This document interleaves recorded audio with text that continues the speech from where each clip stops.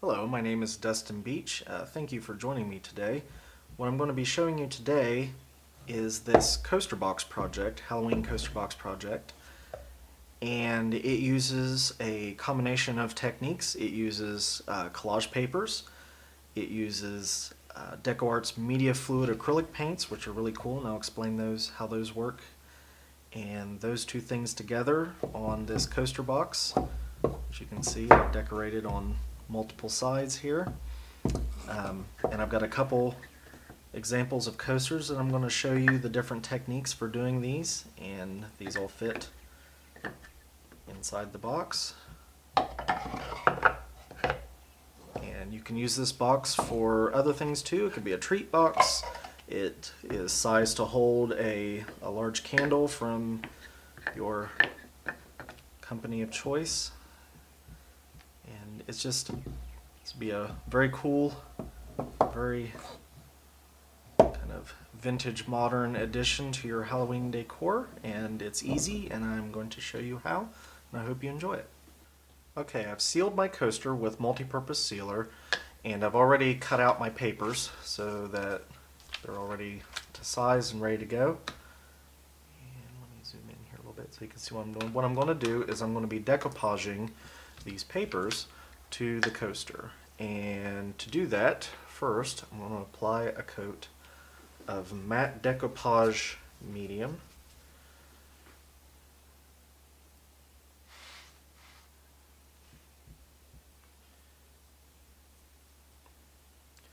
I'm going to try to apply it as evenly as possible. You don't want to goop it on there, but you also, what I try to do is I want to just be able to see the coating.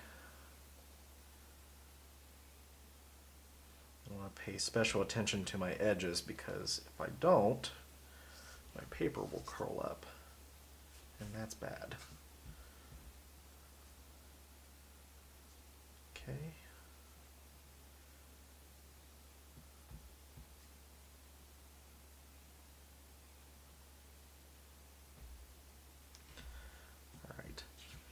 And I want to line this up as close as possible to this little frame around here. Now I probably should have done this before I did the decoupage, but I can actually do it after the fact. What I'm going to do is I'm going to hold this up to the light,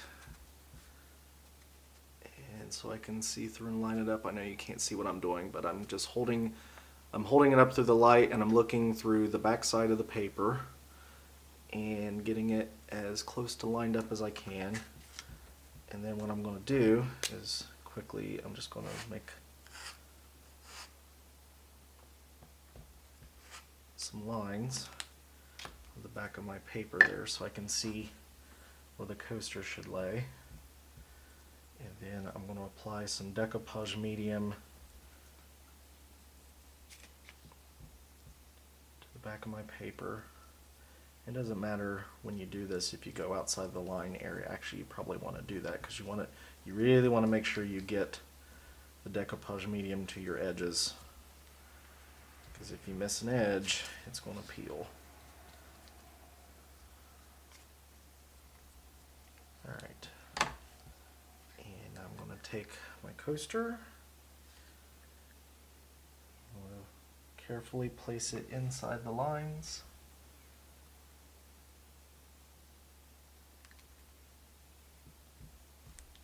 I'm not going to press down yet because I'll end up with wrinkles. So I'm going to flip it over, and then I'm going to take this little rubber roller brayer and start pressing down from the inside to my edges.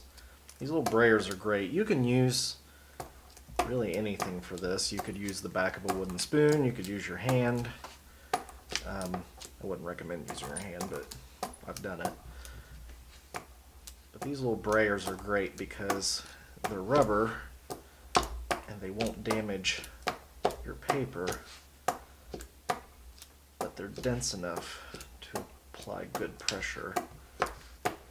And just working my way around from the middle out.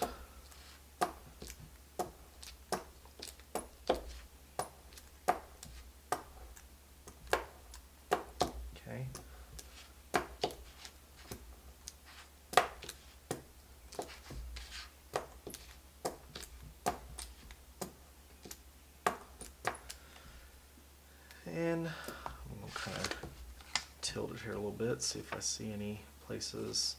I'm going to check my edges a little bit. I don't want to pull up on them because the materials or the decoupage isn't quite dry yet, but if you got any spots that act like they really want to pop up, now's the time to catch them. And it looks like this corner here is a little bit. So I'm just going to take a little bit smaller brush, and I'm just going to sneak a little bit of Decoupage Medium underneath that edge. And I'm just going to press that down. I can do this part with my thumb, or I can use the brayer, whichever. Alright, once I've done that, I'm going to let this dry. Alright, now that this is dry, I'm going to put a thin layer of Decoupage Medium on top of it.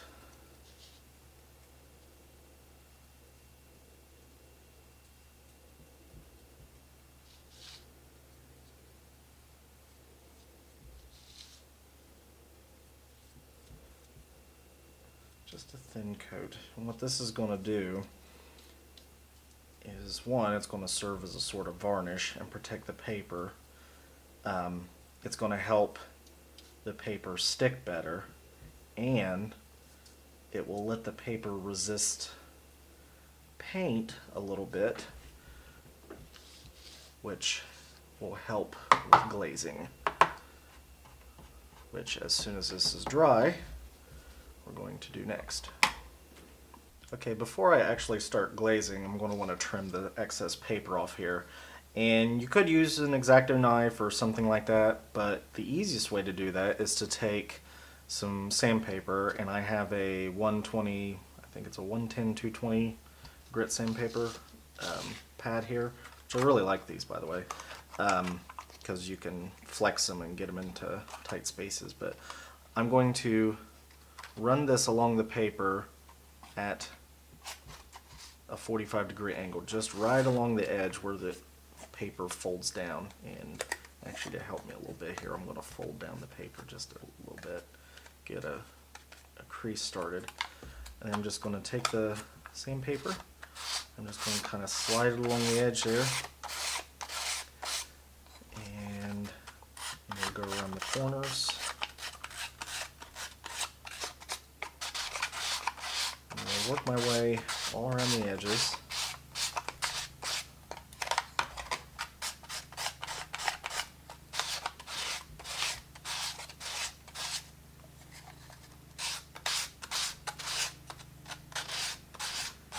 And what I'm doing here is you'll start seeing the paper will actually start cutting away where you sand. This would actually be really hard to do with an X-Acto knife. This technique makes it super easy to remove excess paper. And you could even do this on a complicated surface because you can bend this sponge and get into the little corners and stuff. And then when you go to actually remove the paper, there's probably a little bit of decoupage underneath this, so it's going to stick a little bit. And you want to pull down and away from your edges. You don't want to pull up or it'll just pull your paper off the surface. You don't want that. I'm just going to go around and just kind of pops off just like that. And I've got a few places where my edges are just a little funky, so I'm just going to go around and give those a little light sand.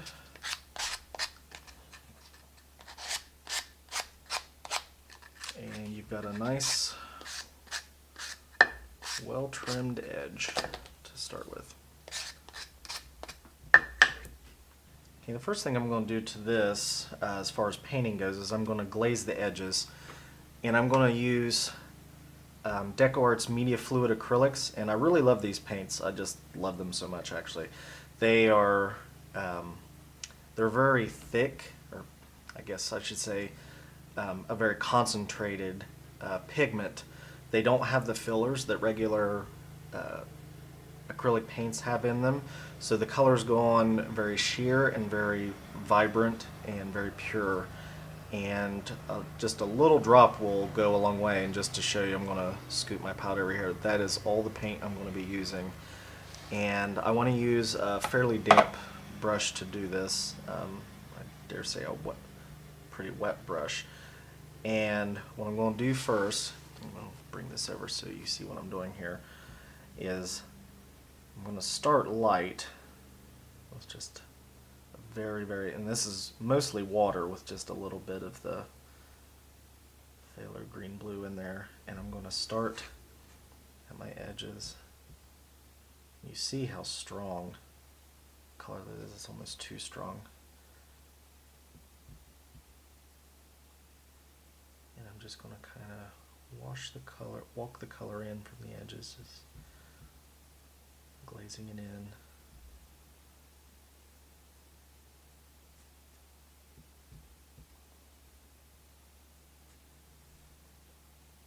And this is the same technique that I used on the other coasters that I showed you, where I'm just bringing my color in.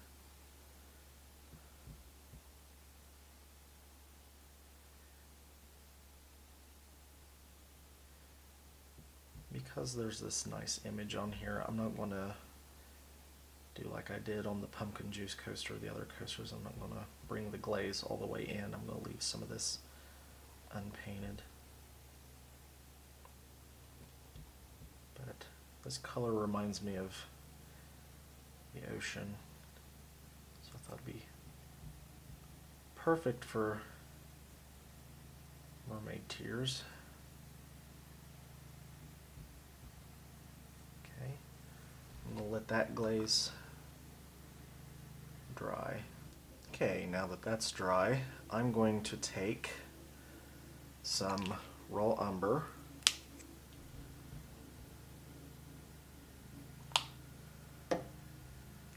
and the carbon black antiquing cream,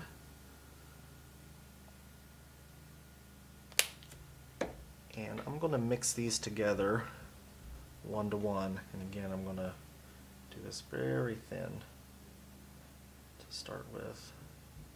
Just kind of mix those together.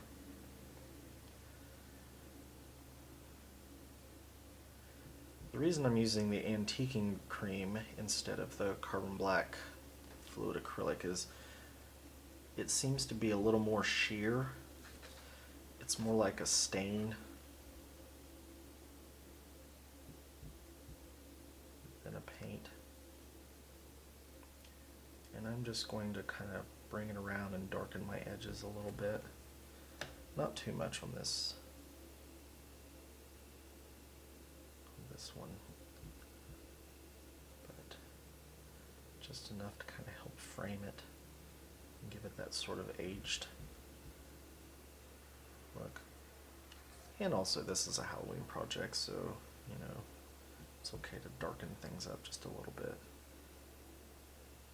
but not too much. It is a mermaid after all. Okay, yeah, I like that. Okay, and I can let that dry, but while that's drying, I'm going to go in and I'm going to paint some of the letters. And the color I'm going to use for the letters is phthalo turquoise. Now this is a pretty strong color. Like, if I were to use this pure, it would just completely cover the letters. I'm going to take a fairly wet brush here and just pull some color out until I get a transparency that I like. And then I'm just going to come in to the letters. You know, if you've got shaky hands, this might be a little bit tricky. Sometimes my hands get a little bit shaky, but just going in and filling in these layers. One thing I do like about these paints is if I get over into the black on these papers, paint doesn't show at all. It doesn't, they really don't cover black at all. And that's a good thing for doing this kind of work on papers. You don't have to be too precise.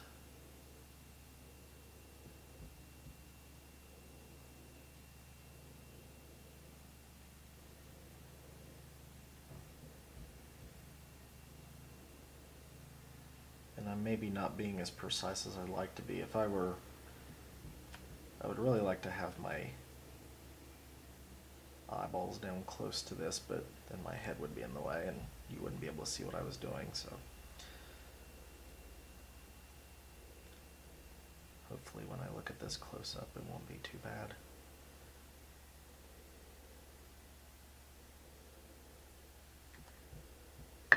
Yeah, it's pretty good.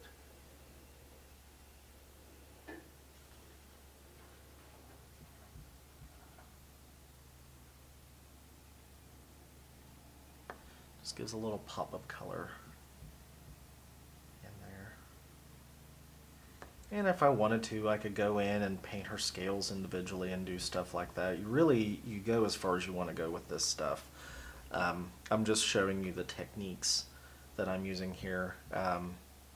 You could go in and maybe put gold on the filigree, or do blue and green scales, or pink, or whatever you wanted to do here. But I think right here, the way it is, looks pretty good, so I'm going to leave it at that. Okay, I started painting this guy ahead of time, but then I came across a technique that I think you really need to see. When I started using this one, I was a little sad because there's no letters with white space inside them, so I'm like, well, I painted the inside of all the letters on the other coasters. What am I going to do here? And one of the mediums that I forgot about is the Media Fluid Acrylic Interference Media. It's in the same line from DecoArt Media. This is Interference Magenta, and you really got to see this because this is pretty cool. And I'm going to put some on here, and the first thing you're going to notice is that this is not magenta at all. It's white. But these interference mediums, and I told you with the previous one that these paints, the Media Fluid Acrylics, they just do not paint on black. However, the interference mediums are designed to paint on black. And so when I apply the interference medium over the black,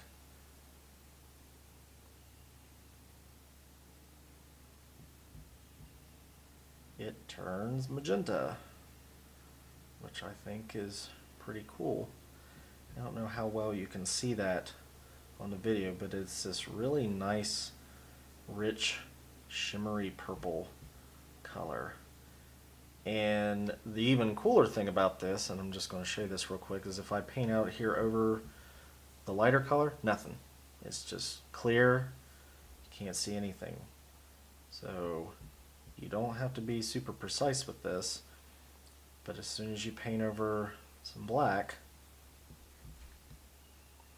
you've got that really nice magenta shine there. And I'm looking at this on the video, and I'm not sure if you can really see that, but trust me, take my word for it. It's really nice, and it's especially nice when you see the light at an angle.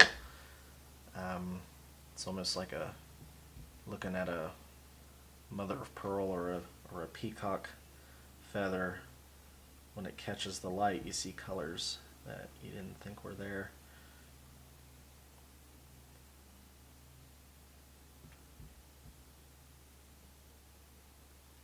And because this stuff is so forgiving, I can work quickly around my letters. All I'm really doing is making sure that the black is covered. I'm not even really worrying if I'm coloring outside the lines here, so to speak. I'm just moving down the line. And the thicker you apply it, brighter it is. Now you don't want to apply it too thick or it'll just look kind of white and not very attractive. But so now I have this really neat effect. Apply this, but I just really wanted to show you that. And there's a variety of these colors. I mean, there's golds and turquoises and reds in these interference mediums. They're really cool. Check them out. They are fantastic for a project like this. Well, as you can see, I've broke out the cutting mat for this coaster, and the reason being is that the edges of the coaster look like that. I've got these little scallops on the end. Now, I like the shape, but it does make trimming it a little bit tricky.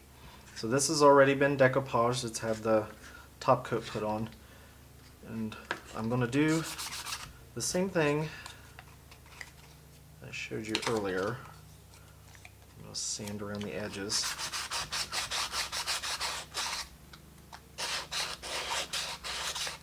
Move. However, my corners are going to be just a little bit tricky.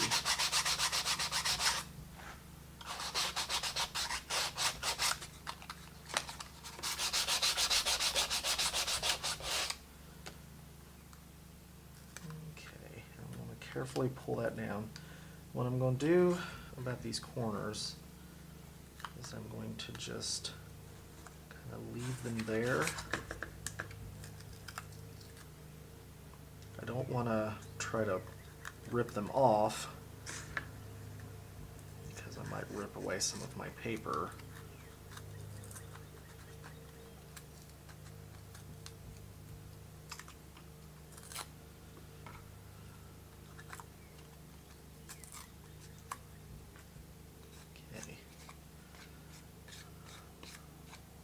So the sanding sponge can only do so much, and I'm going to get an X-Acto knife, and I'm using a retractable fingertip knife, which is really good for this kind of stuff because it lets you control the blade better. Although sometimes I like to really tricky stuff, I kind of want to get my fingers closer to the blade. However, another nice thing about these fingertip blades is that I can't cut myself. I can't accidentally slip my fingers down by the blade. Now, if you don't get all the paper off in the first cut, don't worry about it. Just try to get it as close as you can.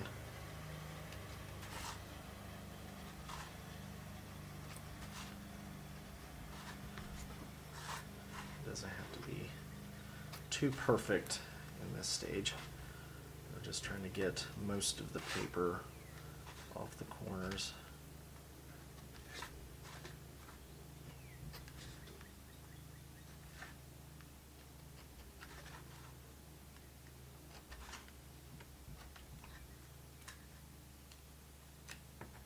Okay.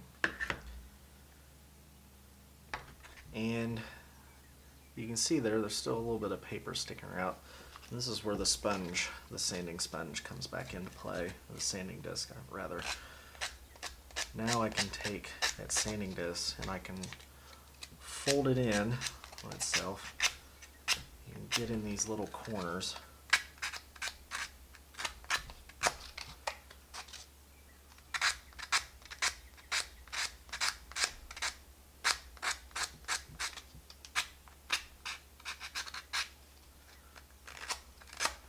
You can use the edge of the disc, or you can fold it and crease it.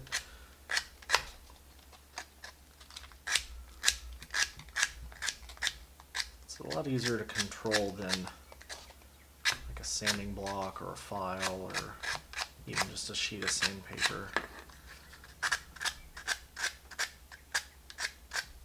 You can really get in those little cracks and crevices and get the you might be noticing that as I'm doing this, you can really see the outline of the paper, which with the black ink that's on the paper now makes it really visible. But I have a solution for that, which I will show you in just a moment once I finish this. Okay, brush some of that dust off there, paper dust.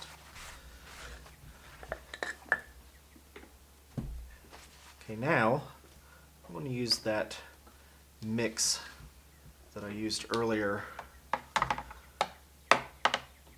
with the mermaid coaster. It was a mix of raw umber and carbon black antiquing cream.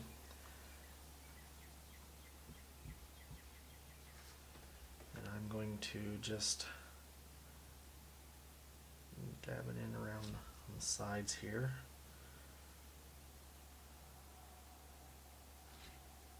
Bring that back to dark.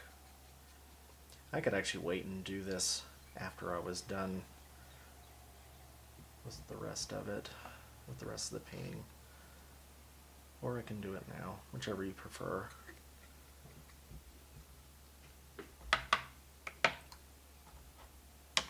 Okay, I need to let that dry a little bit. To glaze this coaster, I'm going to take quinacridone violet, and wet flat brush,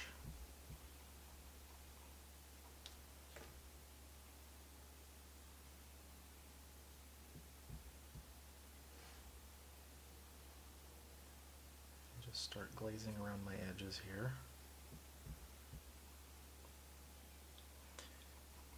I think I'm actually going to just go ahead and do the whole thing. However, I'm going to try to avoid as much as I can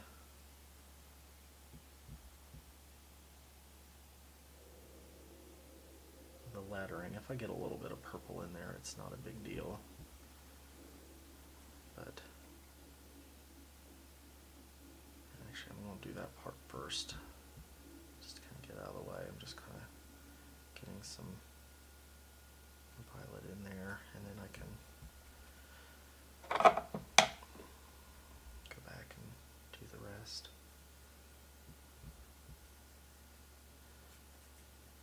There's not really a reason to be precise here. I'm just want this sort of eerie Halloween purplish hue coming around. I'm gonna work a little bit darker into the edges here.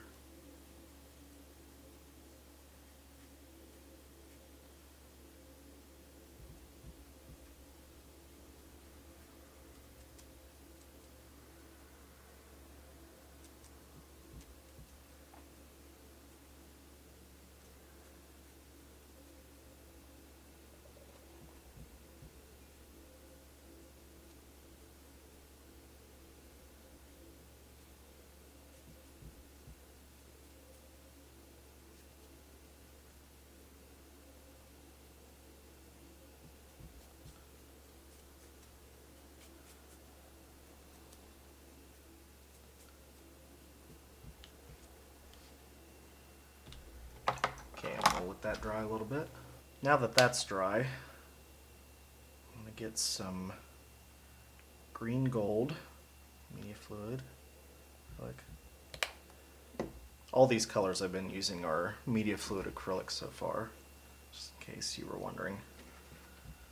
And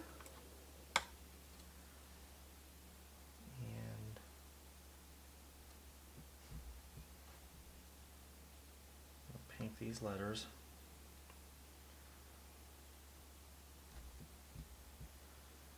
Not a lot of people think of orange and black as the quintessential Halloween colors, but I think green and purple are up there too.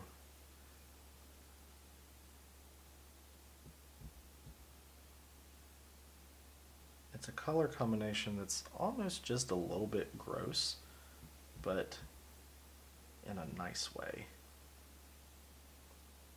Does that make sense? I think it does.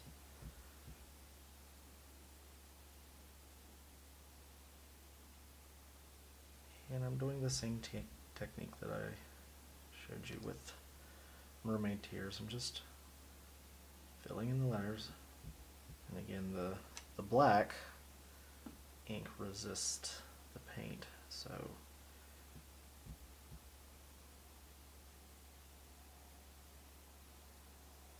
I can color outside the lines just a little bit and it's not a problem.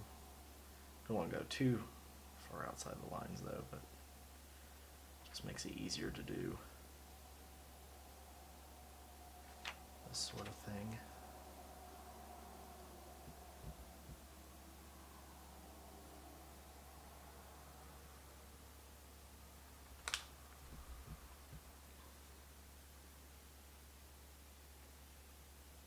I was a little worried about some of the purple getting into the letters, but I think it's okay.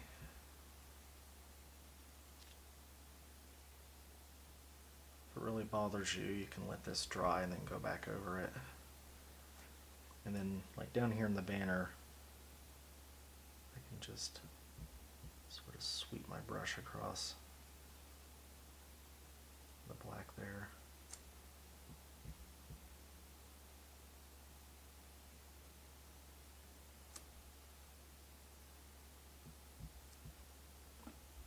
Maybe got the paint just a little bit too thick. You can get it to show on the black if you go too thick, but and now see I've messed up.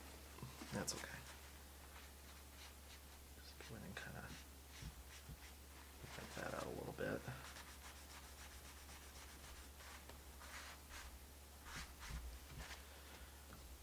Got a little carried away, I think.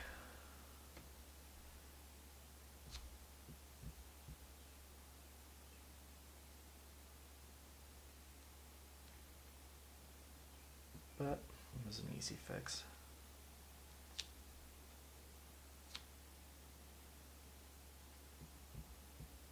I'm going to go back in over some of these areas with a little bit thicker paint.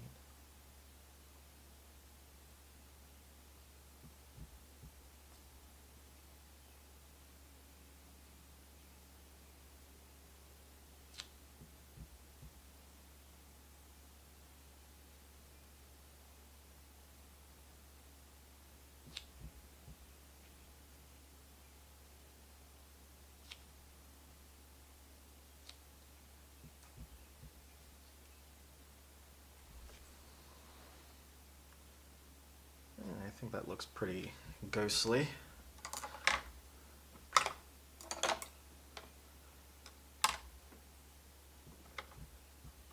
And I'm going to go back in to my raw umber and black antiquing cream. And I'm just going to kind of darken these edges a little bit.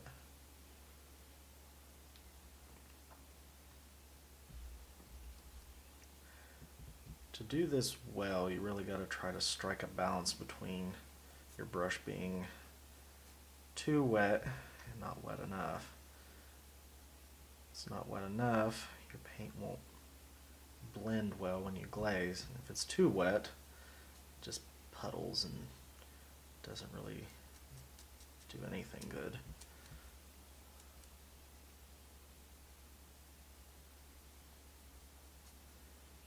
Find if you kind of start gingerly, and then when the paint starts doing what you want it to do as it dries, then start blending and moving it around quickly.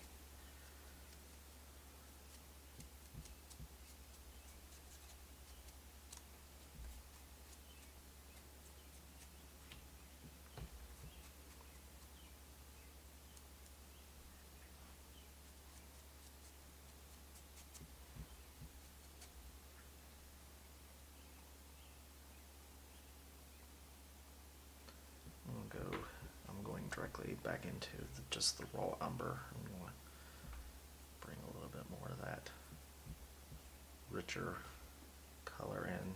It's looking just a little bit gray at the edges. I want it to look more antiqued.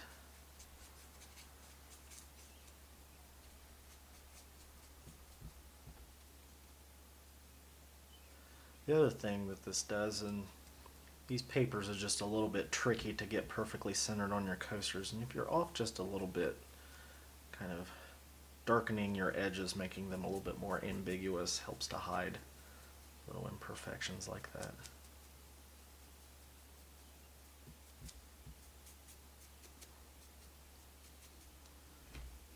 There. If that looks like a ghostly size coaster, if I ever saw one. Okay, I have this small square tote from Creative Arts Lifestyle, and it's a little wooden box. You see it's got a handle on the side, and what I've done already is I've collaged a paper on one side, and then on this side just painted it flat black and put a smaller paper on here. And I'm going to show you how I did this. And again, it's the same collaging technique that I've used on pretty much everything else that I've shown you. I've already painted this side just lamp black, and I'm going to just leave that alone for now, but I'm going to take this paper, and I size these papers so that they work either with the box, or you can trim them in a little bit and they fit on a coaster nicely. And yeah, see, that fits on there pretty good. And so what I'm going to do is I'm going to go ahead and decoupage this on here, and I'm not going to show you that technique again, but as soon as I get that done, I'll be right back. Once you've got your paper decoupaged on the box, and I will say this about this, I didn't show it, but I ended up having to use my fingers to smooth the paper down into the way that these edges are cut, these box cut edges. Couldn't really get down in there with the braying tool, so I just used my thumb to kind of push it down in there, and it turned out fine. And now that we're at this stage, I've decoupaged, I've put a coated decoupage over top what I'm doing, and now I'm going to glaze my edges. Again, same colors that I've been using. I'm using the raw umber and the carbon black antiquing cream together. And I'm just going to, oh, that's a little bit thick. I'll start just gingerly into my edges here. And as my brush gets drier, I can start pulling color on into. This paper has, I guess you could say, pre-darkened edges. So you wouldn't have to do this if you'd rather it be a little bit lighter, but again, I think this helps to hide the edges of the paper a little bit, and it just sort of frames a little bit better, I think.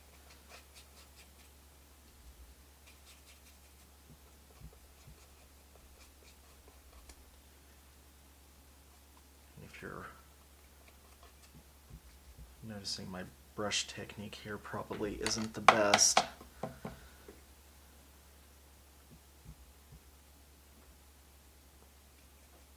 But I think you get the gist of what I'm doing here. Just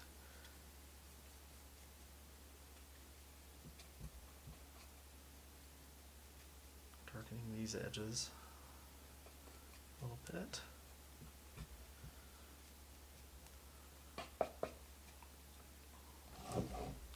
And I'm going to check where my edges merge in to the black on either side and just kind of make sure that's nice and blended.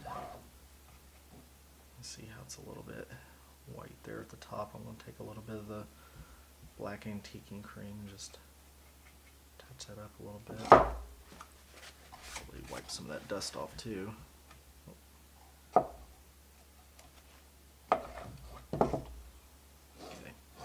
You notice that the inside of my box isn't painted yet. When I finish this, I would paint the entire inside of the box with just a coat of lamp black to make that look more finished.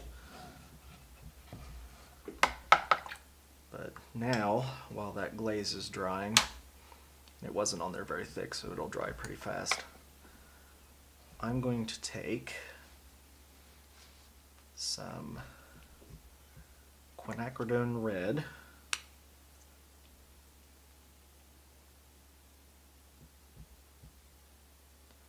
wish some of these paints didn't have these crazy names, but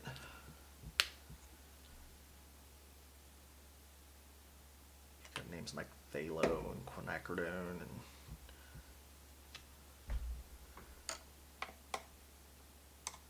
bet you didn't know that painting is also chemistry, which it really is. Anyway, I'm going to mix the quinacridone red, and I'm mixing cadmium red hue, and I'm just going to mix them together 1-to-1,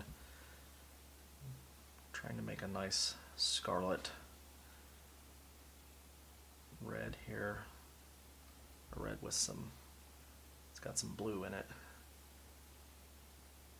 And I'm going to, and this one's a little bit tricky. I practiced this ahead of time, and I will say that this one is a little bit tricky. And I'm going to be detailing this spider word. And you actually don't want your brush too wet for this, or else the paint will spread. Then you'll have problems.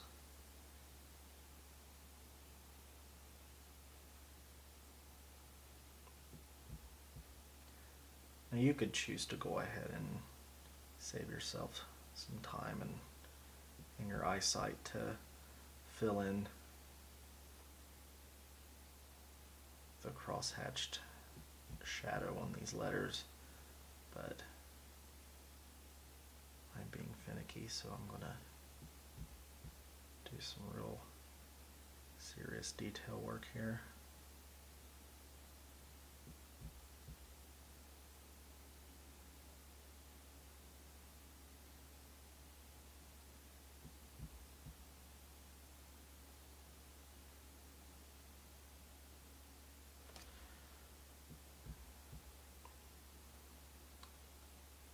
I'm using a pro round brush for this, which makes a really good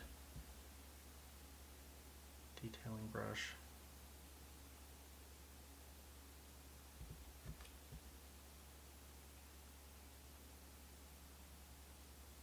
When I was an art student in college, everybody tended to use just cheap brushes, and I have learned that there is a difference.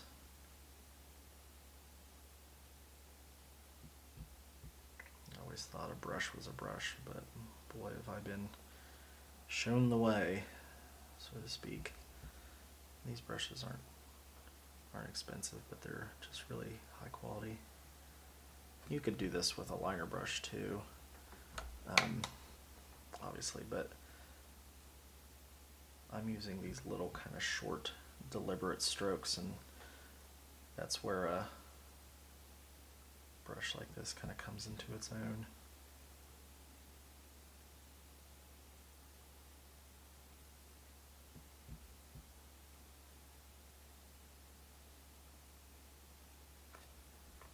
It controls the paint very well. It's almost like painting with a pen.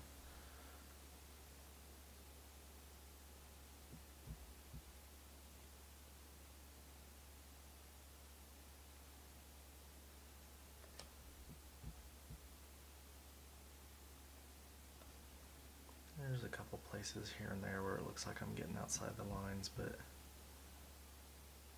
just little places. I'm not too terribly concerned about those.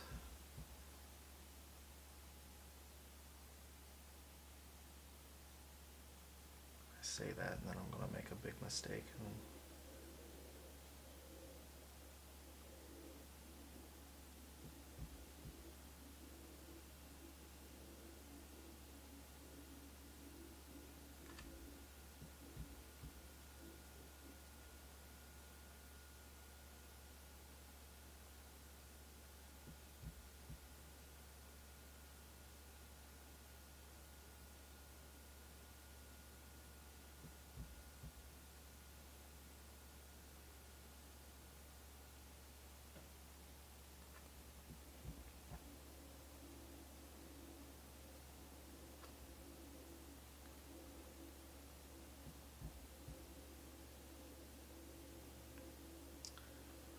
You know what I think, since I'm almost done here, just for fun. First, let me darken these layers a little bit. Got a little sheer in some places.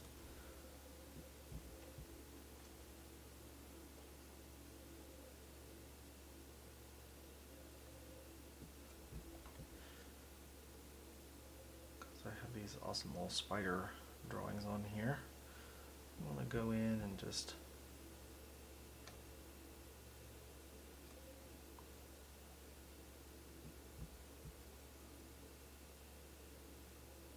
give this spider a pop of color. Make him even uglier.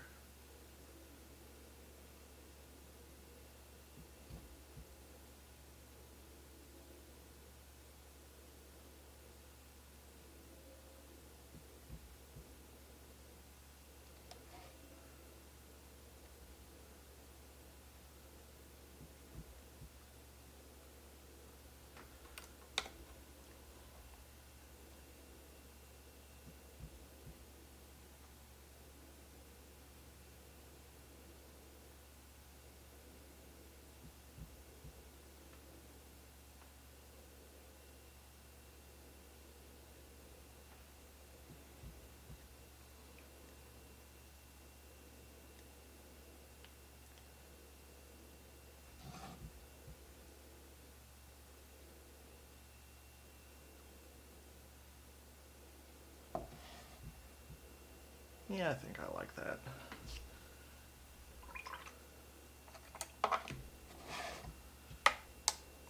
Where you can see it there.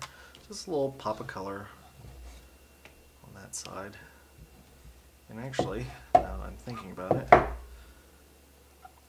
you know, I'll let him dry first. I don't want to take him face down. On this side of the box, I put a little label, and I'm going to show you on this side while he dries how I did that. I cut out one of these little labels from a sheet of labels that we have, and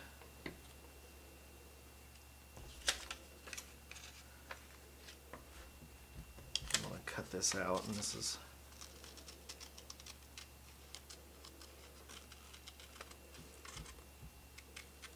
we're getting into the tedious parts now, but so let me finish cutting this out and then I'll get right back to you.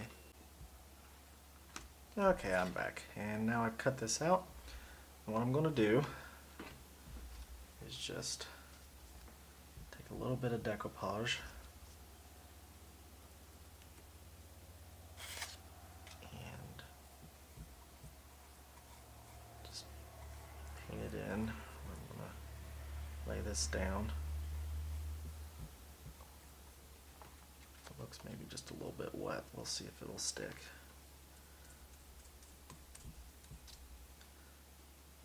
Trying to use the last bit of decoupage that's on my paper, or on my palette, I should say.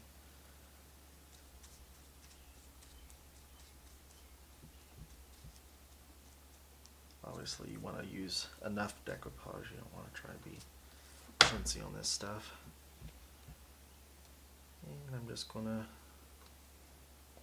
try to center that. I'm kind of eyeballing this slot down here to help me get it centered. You could do this ahead of time and get it perfectly centered if that's something you need to do. And I think this will actually be easier to do if I just push it down with my fingers. It's small enough. And I'm just going to press that down.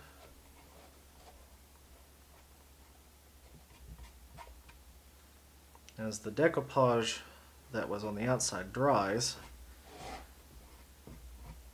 you shouldn't be able to see it. However, I can see just a little bit. It's kind of like, decoupage is kind of like thinned glue, and so you'll see it a little bit if you get it too thick. So I'm actually glad that I did thin that down. But what I did on the other side to sort of hide that was I went into my trusty umber and antiquing cream mix. My umber is gone, so I'm going to go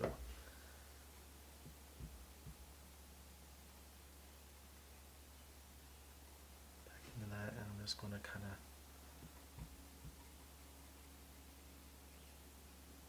streak that, start streaking it around the edges.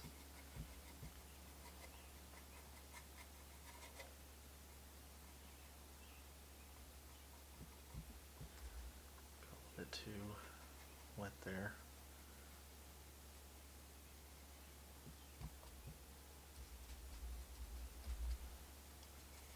Now I'm going to kind of almost do a dry rub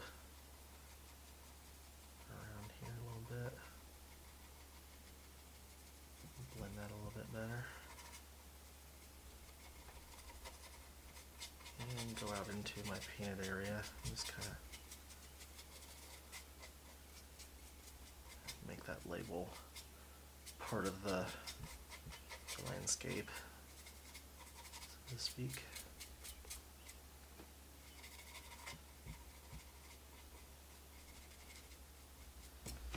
Yeah, that looks good.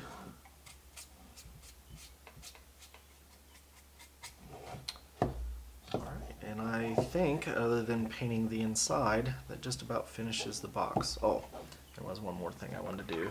Because I added a little bit of color to my spider, I wanted to add some highlights to my raven, and I used cobalt turquoise hue on my feathers, and so I'm going to take some very thin cobalt turquoise hue and just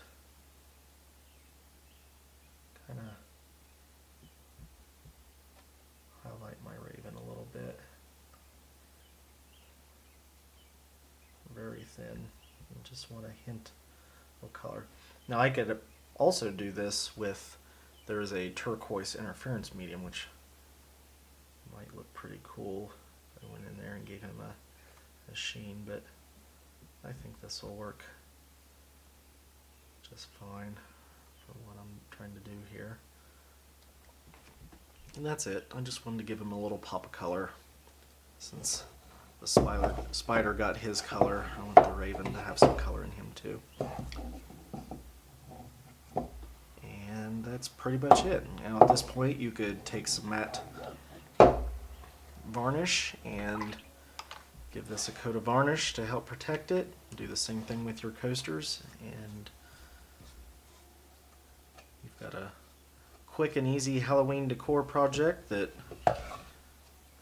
is a easy combination of painting and papers and mediums. It's just some really cool techniques happening here, and I hope you enjoy it.